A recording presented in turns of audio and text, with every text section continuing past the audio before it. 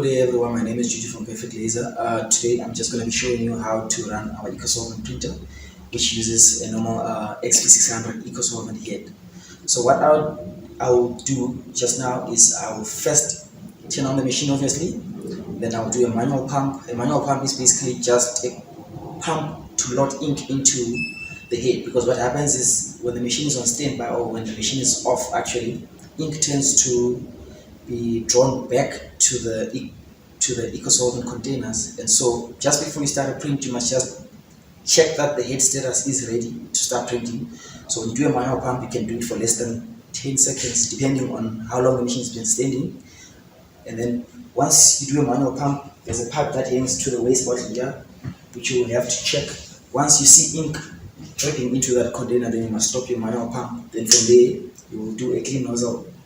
So basically a clean nozzle is an head activation process as well, whereas the printer itself will tend to spray ink onto the head capping station and then do a wipe just on the head base to make sure that there's no ink that will be left on the head surface, because you don't want any ink staining your material like this. I'm not sure if you can see, but once we bring the camera closer, I'm sure you will see what I'm talking about here.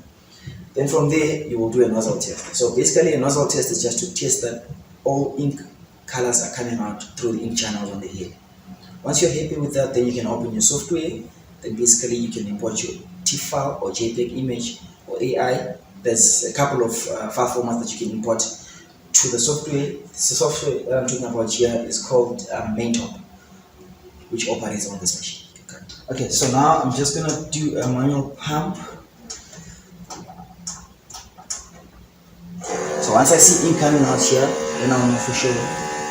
Okay, there we go. I know for sure ink is fully loaded into the head. So what we're gonna do now is just to clean the nozzle. So basically it's just gonna wipe, it's just gonna spray ink off the head and then it will just wipe it afterwards to make sure that there's no ink that will be left on the head base actually. So there it sprays now, and then from there it will just move to the left and then it's just wiping now. Once it's done, it will then reset back to the head capping station, because it doesn't stay anywhere.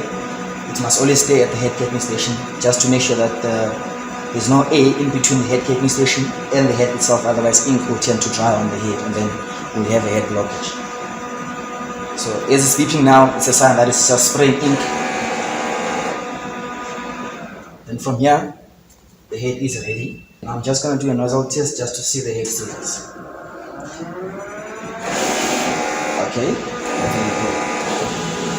so should these lines not be completely solid or as solid as possible, like you see there's an open gap here, that's a sign that the head status is not as good as it should be.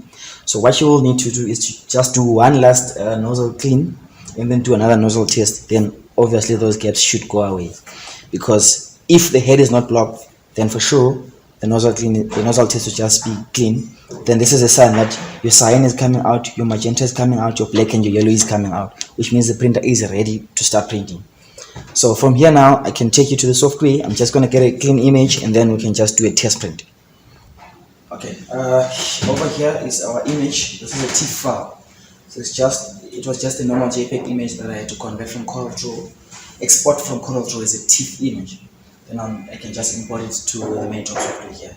So once you are ready here, you can just click on print, and then obviously just be sure that you've got enough space on your material before you start printing. Then let's just watch the machine.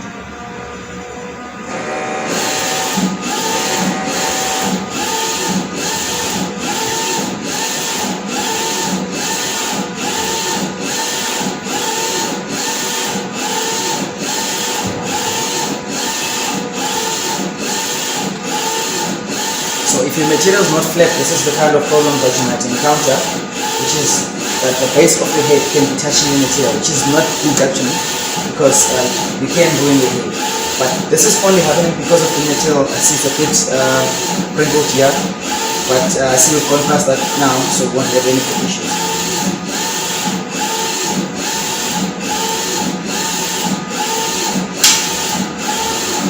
over here we've got our material drying fins.